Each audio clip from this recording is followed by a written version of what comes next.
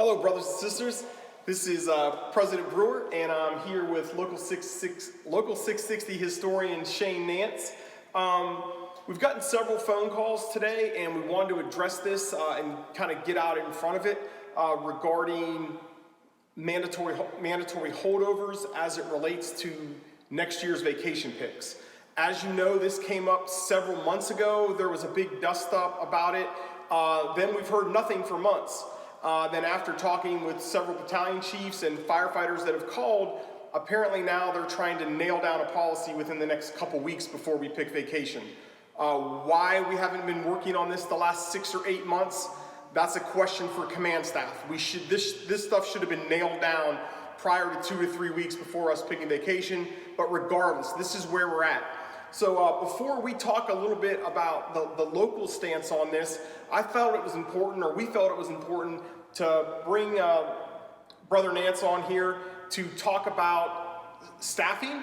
He was on the staffing group and has been for years, and talk about how staffing affects our everyday life as firefighters here in Charlotte. Brother Nantz. Thank you, Tom. This is going to be pretty brief, and some of these numbers up here probably won't make sense initially, but effectively what governs our staffing is what's called a relief factor. And that factor is based on actuals, not theoreticals. So in 1977, then Sally Young, who was the fire department planner, took the previous 3 or 4 years experience with vacation, sick leave, educational leave, funeral leave, every type of leave, and put it into a mathematical equation through the whole year to see how many firefighters through battalion chiefs we would need in order for every one position. We would need this many firefighters to ensure we met minimum staffing. So from 1977 to 2000, that number was 3.84 firefighters for every one position on duty strength. And that worked fairly well. In 2001, Chief Hannon worked with the budget office and got that moved up to 4 because we had added some additional leaves. We'd added some significant personnel. If you'll remember that, those of y'all that were around here, that's when we started hiring 18 per company instead of 15 per company, and that started with Engine 33. And then in 2019, as President Brewer mentioned, I sat on a staffing committee, which we looked at everything that all these people had looked at before, but we had added paid parental leave and an additional week of military leave, and we used actuals that Emily provided for us through the payroll system, and our new number came out to be 4.12. So it takes 4.12 people to maintain one person in minimum staffing. So we'll go through those individually. And we touched just briefly, what does the relief factor tell us? Is how many firefighters through battalion chiefs we need to maintain minimum staffing. So if the relief factor is no good, then we can't maintain minimum staffing. Now everybody here and everybody watching knows that COVID created some havoc within our minimum staffing problem. We all understand that, but it's exacerbated by the fact that we don't have enough allocated positions, and we'll talk about that. And we would say, not only did COVID affect staffing, but like Brother Nantz said, the additional military leave, the paid parental leave that was given by the city, those also created issues. So it's not just one thing that created this. So what I've done here is just to make this easy for everybody to understand, using our present staffing of 268 as minimum staffing as a starting point, we're going to start with 268 persons on duty, and we subtract out the 8 battalion chiefs that are on duty. Now, the reason we do that is because battalion chiefs take Kellys as vacation. So it skews the numbers for battalion chiefs. We don't have an assigned Kelly, so there technically shouldn't be 3 battalion chiefs off at the same time, just 2 on vacation. So we subtract that out, it gives us 260 personnel, and this is the old math. 260 times 3.84 would be 998.4, which you want to make sure it divides evenly across the 3 shifts, which you round up to 3 nines, divide that would be 333, and then add the battalion chiefs back into it for 343 persons on each shift to maintain 268. Now that's the math from 77 to 2000. And if you'll remember, those of y'all that have been here for any length of time, we did not have any mandatory overtime issues. All right, fast forward, 2001 to 2018, same math, 268 minus the 8 required on-duty battalion chiefs is 260. 260 times 4 now, because we've changed our relief factor in August of 2001, equals 1,040. Rounding up to be equal across 3 shifts is 347. And then we add our battalion chiefs back, 357 allocated to maintain 268. All right? Now I need you to remember these numbers because that's going to be extremely important when we get to the end of this. Right now, in 2018, if we'd have had 268 as minimum staffing, we would have required 357 allocated positions on each shift to maintain minimum staffing. Right? Now in 2019, like President Brewer mentioned, we sat on a staffing committee and we worked through all the new math. Same exact math here, multiplied times the 4.12 relief factor. We end up with 1,074 divided by 3 shifts. Adding the battalion chiefs back, now we're at 368 per shift to maintain 268.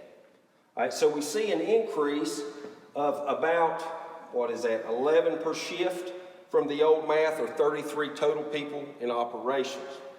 That maybe doesn't seem like a lot, but when we get to what we have allocated now, you'll see what's going on.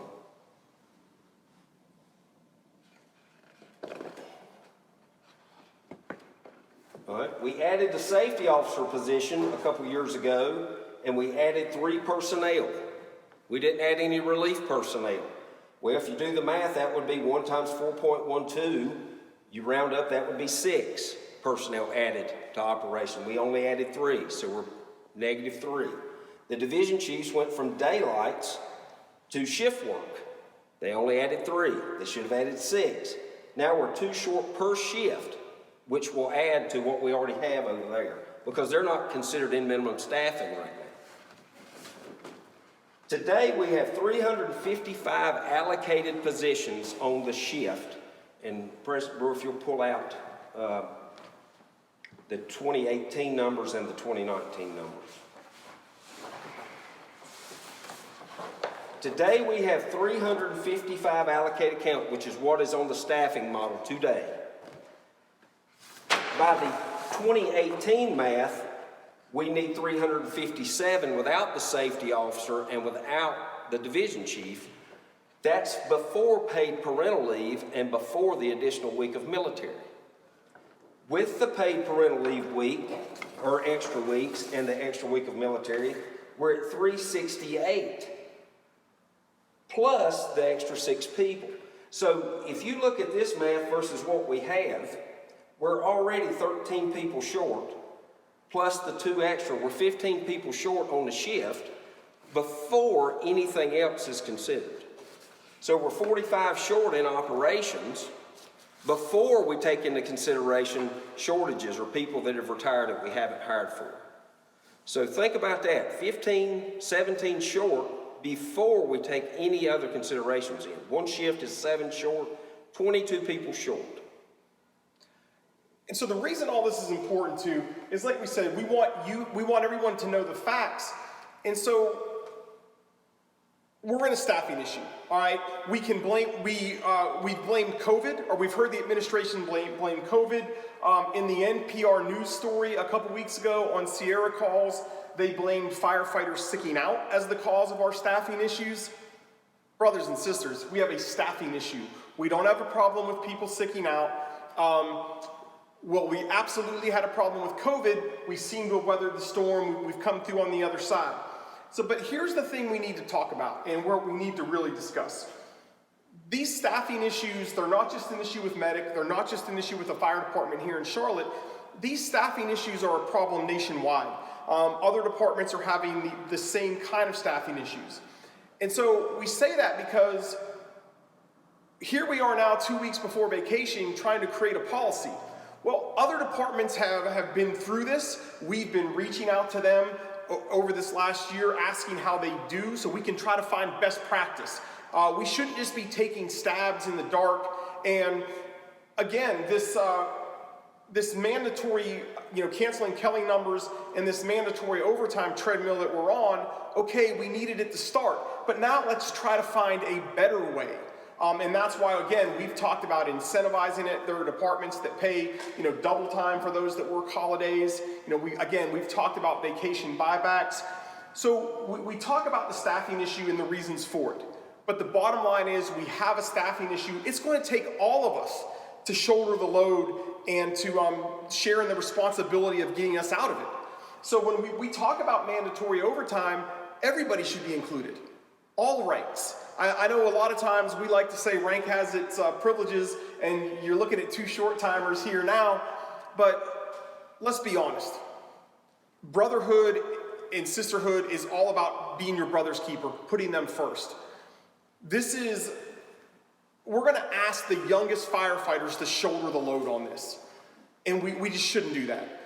They're the youngest in the workforce, they're the least paid, they're starting out 17% behind the median. We're asking them to volunteer 26 days of unpaid training, and now we're gonna ask them to work the holidays everyone wants off, the Christmases, the Easters, and they're the ones with young families just starting out.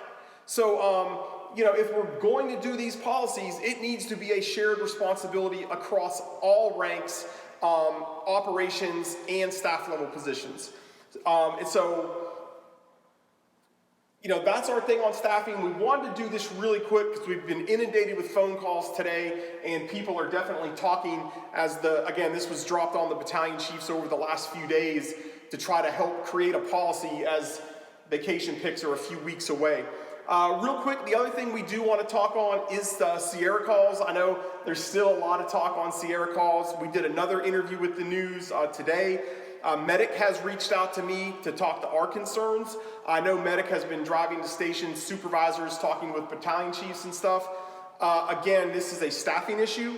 Our administration, the fire department administration, at least from the operations side, has been clear that Medic sold us a bill of goods, that this is not what was promised. That first weekend, we were told that it was going to be over by Monday. This is not a good policy. We agree with the operations chief that this is not good. And if we were sold a bill of goods, or if this isn't what Medic promised us, then we should end it today. This isn't good for the fire department. More importantly, it's not good for the citizens of Charlotte that we serve. Again, the impromptu presentation we did, I thank Brother Nantz. Sorry for the crude charts he made. We didn't have a lot of time, but we wanted to really get this information out to you. If you have suggestions or know some other people from other departments that are dealing with these same issues, please let us know. Let your battalion chiefs know. Again, let's try to find the best way to address this where it's shared responsibility and it lessens the burden on the younger people, and it doesn't just put it on them. It's a shared responsibility.